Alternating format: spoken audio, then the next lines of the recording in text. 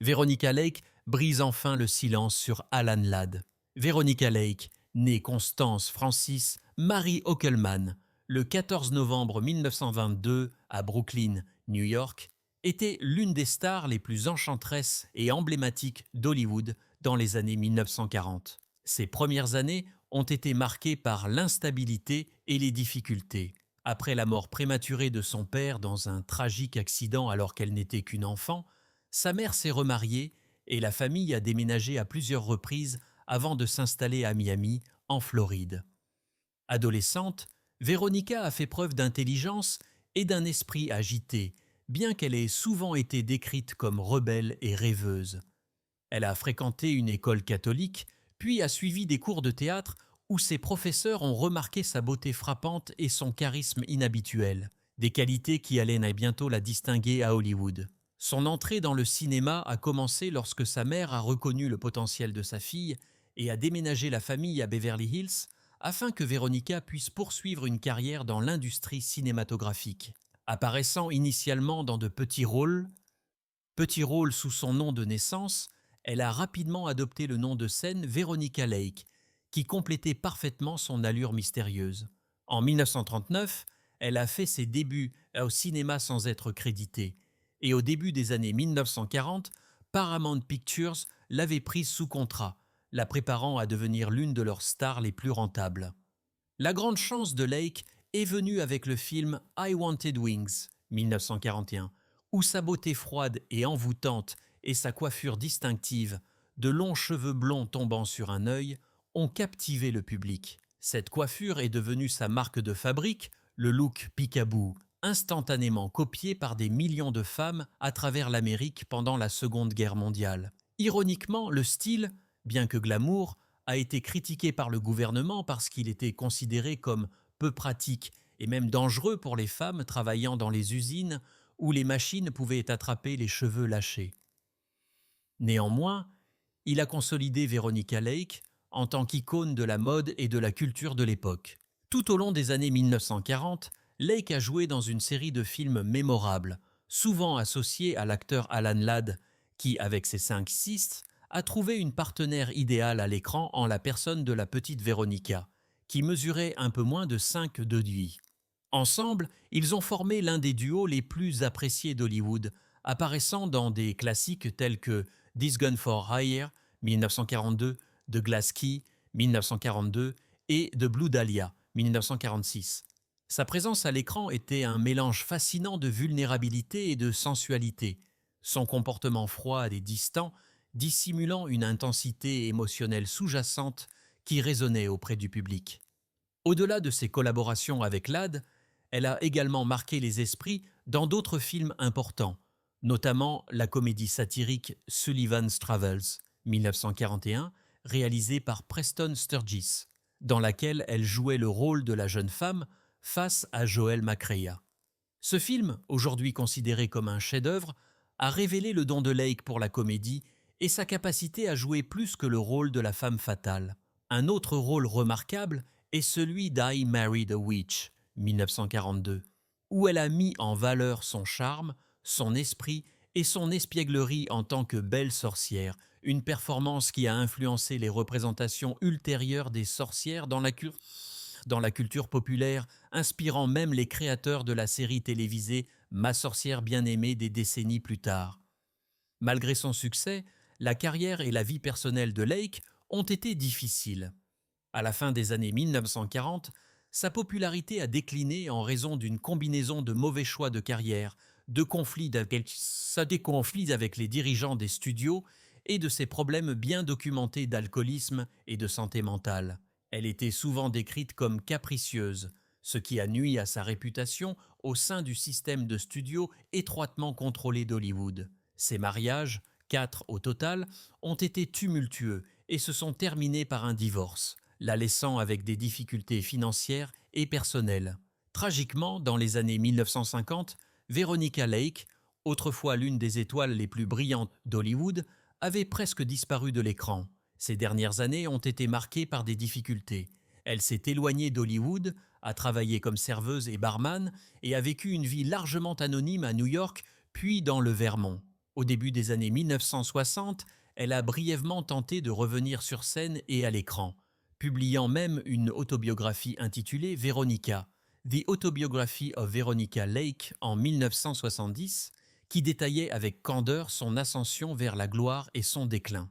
Bien que ses dernières performances n'aient jamais retrouvé la magie de ses beaux jours, elles ont révélé une femme essayant désespérément de se réconcilier avec son passé et de retrouver une certaine dignité dans son métier. La vie personnelle de Veronica Lake a été marquée par une série de relations intenses, souvent tumultueuses, à commencer par son premier mariage avec le directeur artistique John S. Detley en 1940. À l'époque, Detley était déjà une figure établie à Hollywood, connue pour son travail sur de nombreux plateaux de tournage, et Lake, alors une jeune star montante, semblait attirée par la stabilité et la sensibilité artistique qu'il représentait. Ensemble, ils ont eu une fille, Hélène, née en 1941, marquant ce qui aurait dû être une étape joyeuse dans la jeune vie de Lake. Cependant, les espoirs du couple de fonder une famille heureuse ont rapidement été éclipsés par la tragédie. En juillet 1943, Lake a donné naissance à un fils, Anthony, né prématurément après que Lake ait subi un accident effrayant sur un plateau de tournage, trébuchant sur un câble d'éclairage. Un témoignage des exigences physiques et des dangers auxquels les actrices étaient confrontées à cette époque.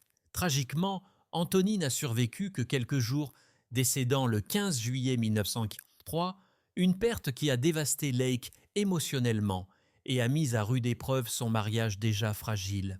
Le chagrin, associé aux pressions de sa carrière naissante, a conduit à une séparation d'avec Detley en août 1943, leur divorce étant finalisé en décembre de la même année, mettant fin à ce qui avait été une union brève et émotionnellement pénible. En 1984, Lake s'est retrouvé attiré par le monde du film une fois de plus, épousant cette fois le réalisateur d'origine hongroise André Detto. Leur relation a été marquée à la fois par la passion et le conflit, un reflet de l'intensité avec laquelle les deux individus abordaient la vie et le travail. Ensemble, ils ont eu 2 enfants, un fils, André Anthony Mikkel Treu, connu dans la famille sous le nom de Mikkel Dettot, et une fille, Diana, née en octobre 1948. Leur vie familiale, cependant, était loin d'être paisible.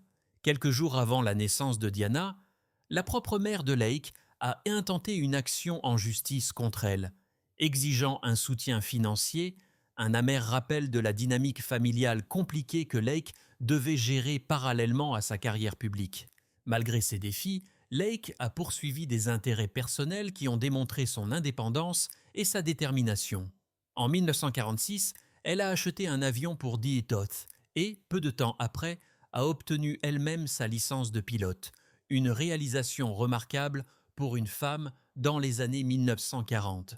Les compétences et le courage de Lake en tant que pilote lui ont permis d'entreprendre des vols en solo, y compris un voyage mémorable de Los Angeles à New York qu'elle a entrepris en quittant DTH, un acte qui symbolisait à la fois son indépendance et son désir de reprendre le contrôle de sa vie. Néanmoins, le mariage n'a finalement pas pu résister aux pressions d'Hollywood, aux responsabilités parentales et aux différences personnelles, culminant avec leur divorce en 1952. Le 3e mariage de Lake, en septembre 1955, a eu lieu avec l'auteur-compositeur Joseph Alan McCarthy, un homme dont les activités créatives reflétaient ses propres sensibilités artistiques. Ce mariage, comme les précédents, a été semé d'embûches, se terminant finalement par un divorce en 1959. Se souvenant de sa vie personnelle 10 ans plus tard, Lake a révélé en 1969 qu'elle voyait rarement ses enfants. Une reconnaissance candide des sacrifices et des distances émotionnelles imposées par sa carrière et son histoire personnelle tumultueuse. Ces relations, bien que parfois brèves et troublées, reflètent une femme naviguant dans les pressions intenses de la célébrité, les pertes personnelles et l'équilibre constant entre l'ambition professionnelle et la vie de famille. Un témoignage à la fois de sa résilience et des coups de la célébrité à l'âge d'or d'Hollywood. Veronica Lake, l'icône hollywoodienne dont les cheveux blonds glacés et la présence sensuelle à l'écran On fait d'elle l'un des visages les plus inoubliables des années 1940, a enfin brisé son long silence sur sa relation avec Alan Ladd, sa fréquente costard et autrefois rumeur d'intérêt romantique. Pendant des décennies, les fans et les colonnes de potins ont spéculé sans cesse sur la nature de leur connexion, car les deux partageaient une chimie indéniable à l'écran dans des films classiques comme This Gun for Hire et The Blue Dahlia. Maintenant, après des années de silence, Lake a parlé ouvertement, fournissant des aperçus à la fois candides et reflétant ses expériences personnelles à Hollywood. Alan et moi avons toujours eu une connexion que les gens ne pouvaient pas tout à fait mettre en mots, dit-elle, sa voix teintée d'un mélange de nostalgie et de mélancolie. Sur le plateau, nous nous comprenions simplement d'une manière rare, presque magique, mais en dehors des caméras, nos vies étaient nées compliquées, empêtrées dans les pressions de la célébrité et les attentes publiques qui en découlaient. Sa révélation met en lumière le côté humain de la célébrité hollywoodienne, souvent obscurci par le clinquant, le glamour et la perception du public. Veronica poursuit. Les gens ont toujours supposé que ce qu'ils voyaient à l'écran était exactement ce qui se passait hors de l'écran, mais ce n'était jamais tout à fait vrai.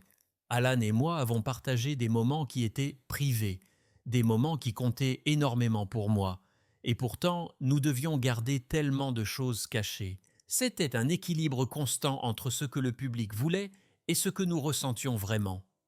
Cette reconnaissance de la dualité entre l'image publique et la réalité privée donne aux fans un aperçu rare de la complexité émotionnelle derrière leur partenariat légendaire. Elle souligne également la nature isolante de la célébrité à l'âge d'or d'Hollywood, où les acteurs étaient souvent piégés par des contrats avec les studios, l'examen minutieux du public et le sensationnalisme des tabloïds. Veronica explique ensuite la dynamique nuancée de sa relation professionnelle et personnelle avec Ladd, soulignant que même s'ils partageaient une chimie indéniable, il n'était pas toujours facile de s'y retrouver. Il y a eu des moments où travailler ensemble était facile, où les caméras semblaient capturer une connexion électrique et réelle, dit-elle. D'autres fois, le poids de nos propres luttes personnelles rendait même une simple conversation difficile. Alan était un homme merveilleux, mais il avait ses propres démons, tout comme moi. Nos vies se sont croisées magnifiquement et douloureusement d'une manière que les personnes qui regardent nos films ne pourraient jamais comprendre pleinement. En partageant ses réflexions, Lake humanise à la fois elle-même et Ladd, peignant le portrait de deux artistes talentueux qui s'efforcent de maintenir leur authenticité tout en luttant contre les pressions de la célébrité, l'ingérence des studios et les attentes du public. Enfin, Veronica aborde l'impact durable de sa relation avec Ladd sur sa vie et sa carrière, révélant que leur connexion a façonné non seulement ses performances, mais aussi sa compréhension de l'amour, du partenariat et de la perte. Alan a laissé une marque sur moi que personne d'autre n'aurait pu laisser, admet-elle, sa voix s'adoucissant avec l'émotion. Il m'a défié, inspiré et oui, parfois frustré. Mais c'est ce qui a rendu notre lien si inoubliable. En y repensant aujourd'hui, je réalise que ce que nous avions était rare et peut-être que c'était censé rester en partie un mystère, quelque chose qui nous appartient et qui n'est pas destiné au regard du public. En brisant son silence, Veronica Lake a donné à ses fans à la fois un sentiment de clôture et une compréhension plus riche de la profondeur émotionnelle derrière son personnage à l'écran. Ces mots nous rappellent combien que derrière les lumières éblouissantes d'Hollywood, il y a de vraies personnes avec des relations complexes, des luttes privées et des moments de beauté et de chagrin qui transcendent le grand écran. En juin 1973, après avoir terminé une série d'engagements en Angleterre qui comprenait la promotion de son autobiographie et la participation à une tournée théâtrale de Summers, Veronica Lake est retournée aux États-Unis. Son séjour à l'étranger avait été une période à la fois nostalgique et réflexive, puisqu'elle avait revisité des aspects de sa carrière légendaire et cherché à renouer avec la scène, un médium qui avait autrefois été au centre de son identité artistique. À son retour au pays, elle a traversé les paysages pittoresques du Vermont, un état dont le charme tranquille et la beauté pastorale lui ont peut-être offert un sentiment temporaire de paix et de répit face à la turbulence qui avait marqué une grande partie de sa vie personnelle. Cependant, au cours de ce voyage, Lake a commencé à ressentir un inconfort physique important. Inquiète de douleurs à l'estomac persistantes et de plus en plus fortes, elle a décidé de consulter un médecin local. La visite, initialement destinée à traiter ce qu'elle considérait peut-être comme des problèmes de santé courants, a plutôt révélé une condition beaucoup plus grave et finalement dévastatrice. On lui a diagnostiqué une cirrhose du foie. Cette maladie, qui endommage progressivement le tissu hépatique, était une conséquence directe de ses luttes à long terme contre la consommation d'alcool, une bataille qui l'avait tourmenté par intermittence tout au long de sa vie adulte et qui avait tragiquement croisé à la fois son bonheur personnel et ses entreprises professionnelles. Le 26 juin 1973, à la suite de ce diagnostic alarmant, Lake a été admise au centre médical de l'Université du Vermont à Burlington, marquant le début de ses derniers jours. La gravité de son état nécessitait des soins spécialisés.